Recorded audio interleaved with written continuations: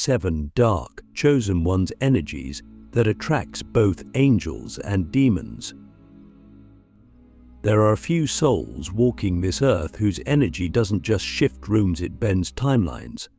But their presence stirs something cosmic, ancient, and inexplicable. They're not just old souls. They're not just awakened. These are the dark chosen ones. And what sets them apart isn't how much light they carry, it's how much darkness they've survived without losing the thread of truth. These beings radiate an energy so raw, so untamed, so primordial, that both angels and demons can't help but be drawn to it. Not because of what they say or do, but because of what they are living paradoxes. They are the bridge between realms, the glitch in the matrix, the anomaly in the cosmic code. And today, we're going to explore the 7 energies they carry that make them irresistible to both the divine and the demonic. But before we dive in, let me ask you a question.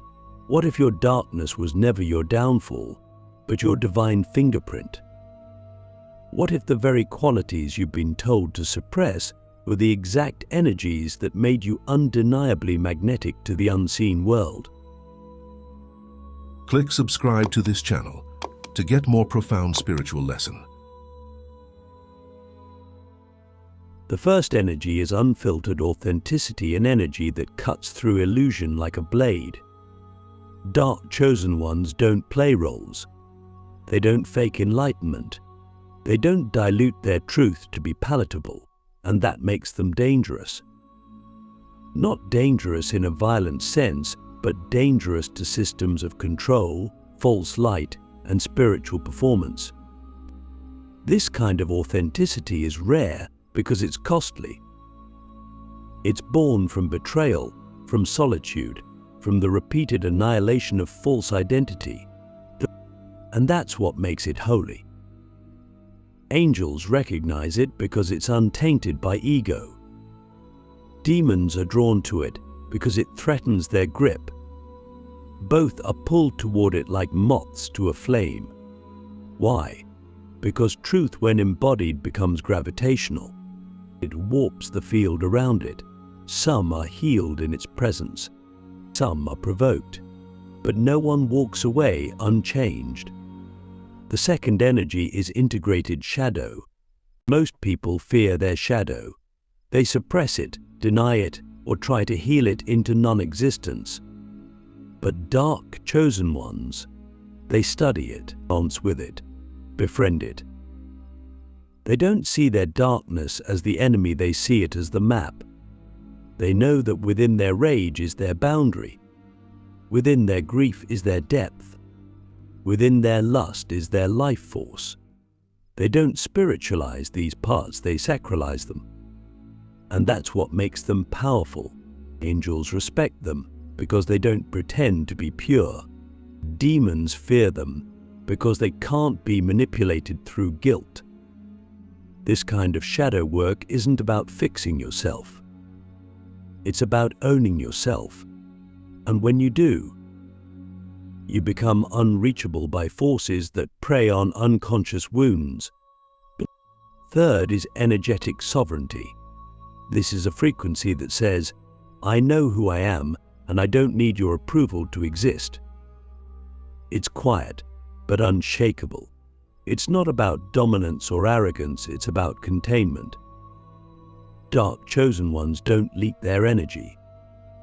They don't beg for validation. They don't over-explain. This drives lower energies insane because they feed on chaos, confusion, and codependence. But when you're sovereign, you become a closed loop, not closed off, but self-generating. Angels are magnetized to this because it mirrors divine will. Demons are disturbed by it because it's immune to seduction.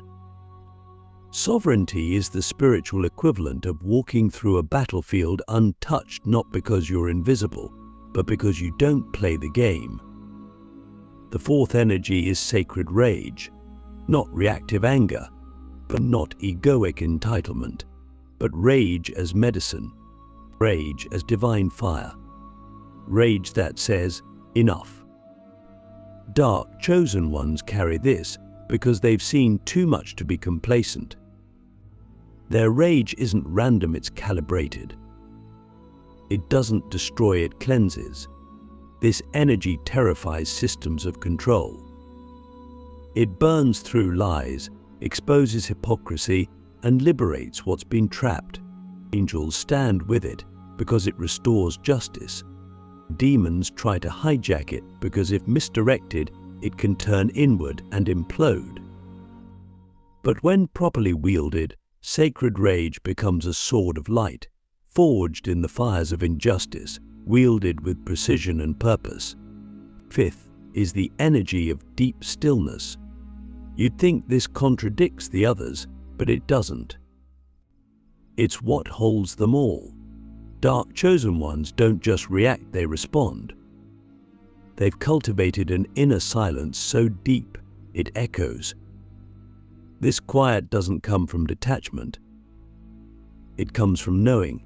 It comes from sitting in so many storms that they no longer flinch at thunder. Angels are drawn to this because it reflects divine peace. Demons test it because they want to break it. But stillness is a weapon. It disarms chaos. It slows time. It reveals what's real. And in a world addicted to noise, it becomes sacred technology. Sixth is empathic precision, not the kind that absorbs everyone's pain, but the kind that perceives with surgical clarity. True dark chosen ones don't just feel deeply, they track energy. They scan fields. They read patterns. They hear the unsaid. This isn't woo-woo intuition. This is cosmic intelligence, filtered through a human nervous system. Angels work with this energy because it allows for healing without projection. Demons avoid it because it sees through them. It's hard to lie to someone who feels your frequency before you speak. And when that empathy is refined, it becomes discernment, the highest form of protection. And finally, the seventh energy is devotional chaos. This is perhaps the most misunderstood. Dark chosen ones aren't here to preserve the status quo. They're here to dismantle it. They carry chaos not as destruction, but as creation. They know that real transformation doesn't come from comfort, it comes from collapse. And they're willing to be the disruptors, the edge walkers, the ones who tear down illusions so truth can breathe. Angels honor this because it serves evolution. Demons try to twist it into recklessness. But true devotional chaos is sacred rebellion. It's the willingness to be misunderstood for the sake of what's real. So let me ask you something that might change your life. Which of these seven energies have you secretly carried all along? Which one have you been punished for, but now realize was your initiation? And what happens when you stop hiding it and start embodying it? Because when you do, you won't just attract angels or demons, but you'll attract destiny.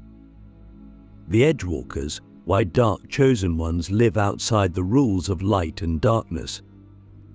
There is a moment in every dark chosen one's life, sometimes subtle, sometimes violent, when they realize they don't belong to either side. Not fully, not to the light, with its rules, its purity codes, its hunger for transcendence. Not to the dark, with its chaos, its seductions, its thirst for control. They belong to the edge, to the narrow space that exists between dimensions, between paradigms, between what is known and what is feared. And it's here, in this forbidden liminal space, that the true power of the chosen one is born. Not from alignment with one force, but from containing both. This is the path of the edgewalker. It is not safe. It is not celebrated, but it is essential. We live in a world obsessed with polarity. Everything must be labeled good or evil, love or fear, light or shadow.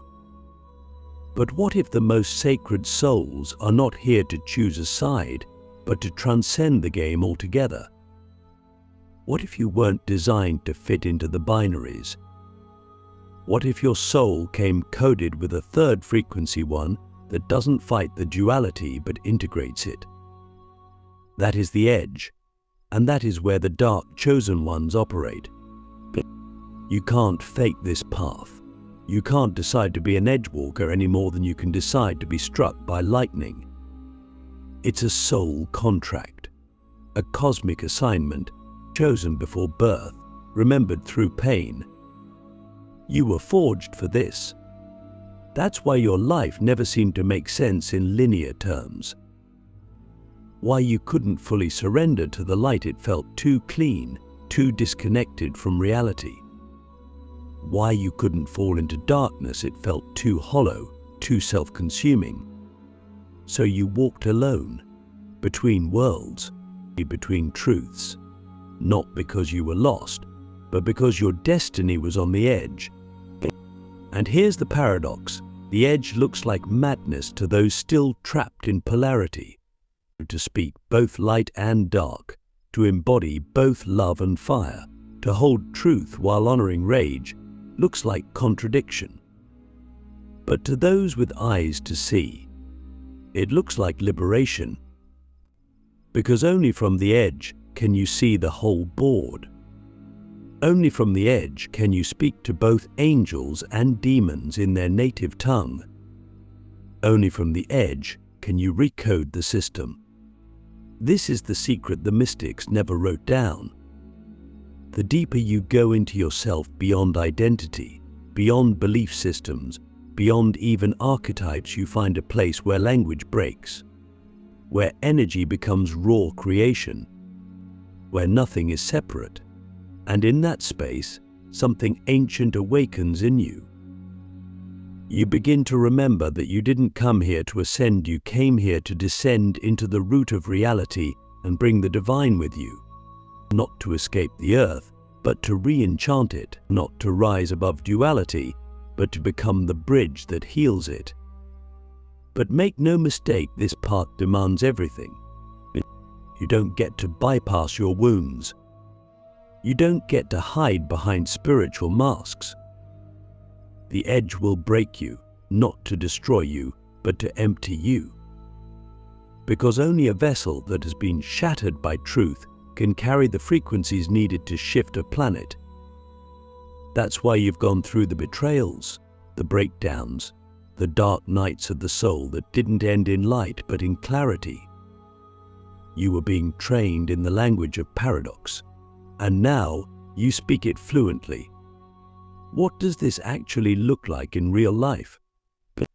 It means you can hold space for someone's deepest pain without trying to fix it. It means you can offer fierce truth without attachment. It means you can walk into a room and be exactly what that moment needs: mirror, medicine, fire, silence, without losing your center. It means you're no longer reactive. You're responsive, not controlled by the energies around you, but orchestrating them. Not through dominance, through resonance. This is why you attract both angels and demons, because you see both, you understand both, and neither can lie in your presence. So here's the deeper question.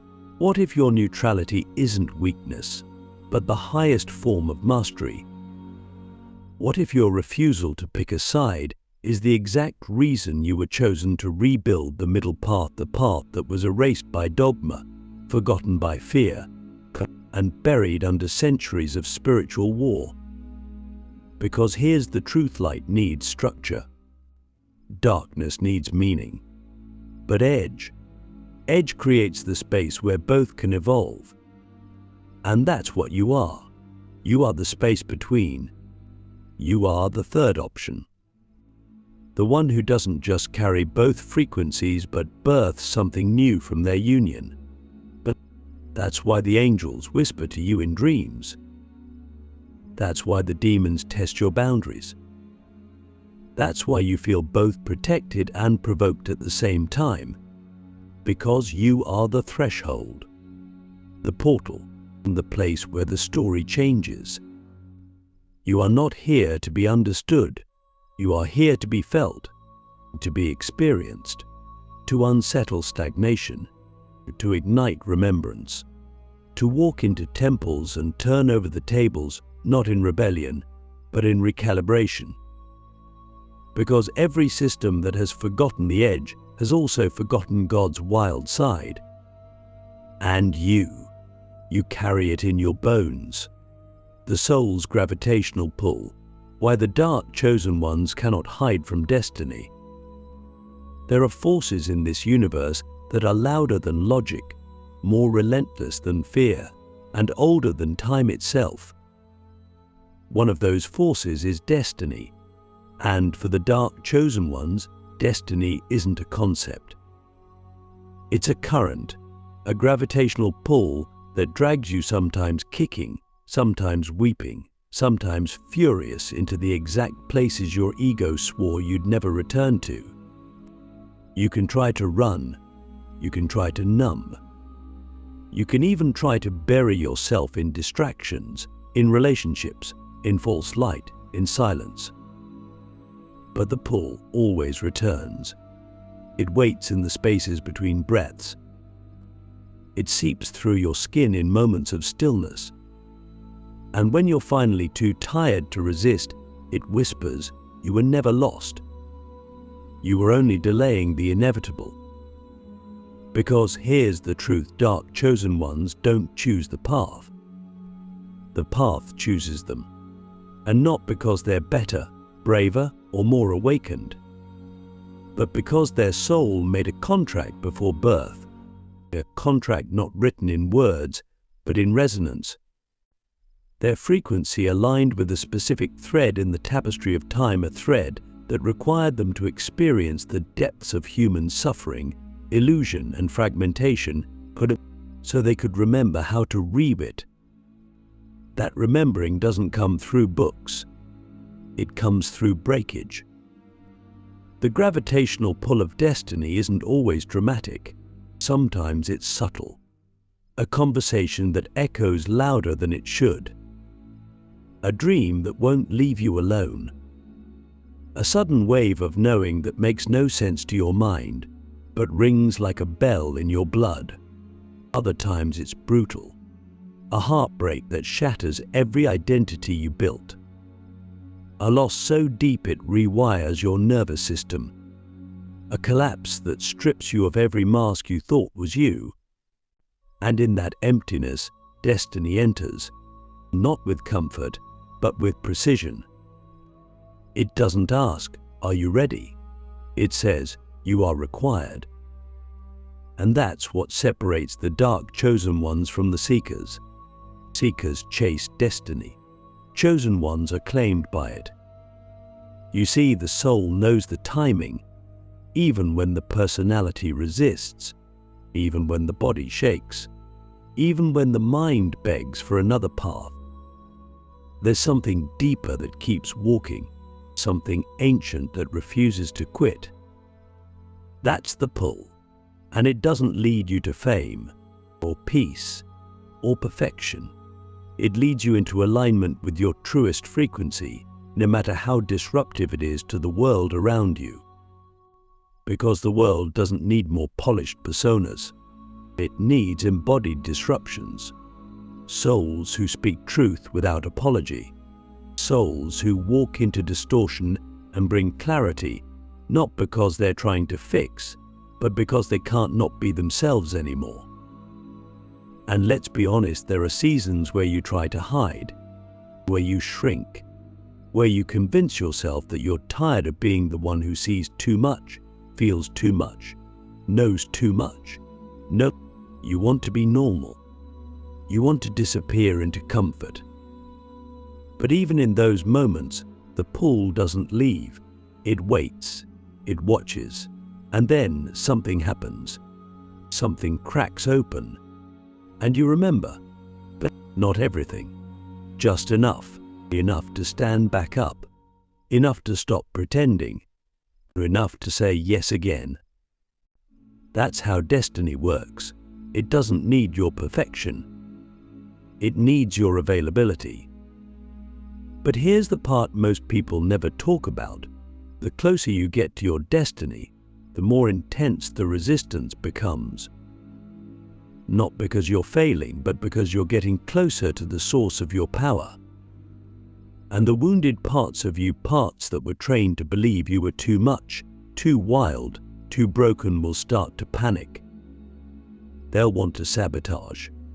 They'll try to convince you that shrinking is safer, that hiding is holy, that compromise is wisdom. But you'll know the truth, because the pull won't weaken. It will amplify, and you'll feel it in your bones. So here's the question: what if the heaviness you keep trying to escape is actually the weight of your own unclaimed power? What if your destiny isn't waiting for you to be ready, but for you to stop denying how ready you already are? Because the pull isn't going anywhere. It's not a phase. It's not a sign. It's a summoning. And the moment you stop running, stop resisting, and finally say yes, not with your lips, but with your life, everything around you begins to rearrange. The allies appear. The codes unlock. The clarity returns. The path lights up, not because it was missing, but because you finally turned toward it. The final frequency, why embracing all 7 energies makes you untouchable. Something sacred happens when you stop resisting the parts of yourself the world told you to bury. When you no longer apologize for your depth, your fire, your silence, your chaos. When you stop compartmentalizing your soul into acceptable and too much. That's when the shift begins, not just in your energy, but in your reality. You stop existing as a fragmented being and start vibrating as a force that had become coherent, complete, untouchable. Not because nothing can reach you, but because nothing can distort you anymore. That is the final frequency, and it only activates when you have fully embodied all 7 of the dark chosen one's energies, not in theory, but in existence. This isn't about becoming perfect, it's about becoming whole. But you embrace your unfiltered authenticity and speak truth, even when your voice shakes. You hold your integrated shadow without shame, knowing your darkness is not a flaw but a map. You stand in your energetic sovereignty, not seeking approval, but radiating self-containment. You wield sacred rage like a sword, not to cut down, but to clear space for what's real. You move with deep stillness, grounded in the storm, anchored in something beyond time. You use empathic precision not to absorb pain, but to alchemize it into wisdom. And you carry devotional chaos like a flame, not to destroy, but to ignite transformation wherever you walk. When these 7 forces are not separate compartments but a living frequency, you become something rare. You become undeniable. You become a mirror that reflects both the highest light and the deepest shadow. And in your presence, people either awaken or run. Not because you're trying to provoke anything, but because your frequency demands truth. Truth, when fully embodied, is the most disarming, disorienting, and divine force on earth. Angels recognize this frequency because it aligns with divine will, not the will of obedience, but the will of creation. Demons recognize it too, but not in the way most think. They don't flee from it, they bow to it, because it cannot be manipulated, coerced, or claimed. It is beyond polarity. It is sovereign vibration, and that's what makes it untouchable. Not immune to life's pain, but immune to spiritual distortion, immune to false light, immune to energetic parasites, immune to the subtle traps that catch even the awakened. You no longer need protection spells or spiritual armor. You are the protection. You walk as a living field of encoded remembrance. Not because you memorized teachings, but because you became the teaching. Your life is the scripture. Your eyes are the sermon. Your presence is the portal. That's what happens when all 7 energies are no longer something you do, but something you are. And let's tell the truth, this embodiment won't make you popular. It won't make you easy to digest. It won't let you fit into spiritual circles that still play in performance. But it will make you free. And freedom is magnetic, not because it tries to attract, but because it liberates others through resonance. People will feel something around you they can't explain. They'll call it intensity. They'll call it mystery. Some will call it danger. But the ones ready to remember themselves, they'll call it home. So here's the final question I'll leave you with. If you stop pretending to be anything other than what you truly are, if you fully embodied all 7 energies without filter, adhere, or apology, what reality would bend around you? What worlds would unlock? What future would finally arrive through you? Because that's what you are, in the end. Not a seeker, not a student, not even a chosen one. You are the frequency that reshapes the fabric of the cosmos just by being fully alive. And that is untouchable.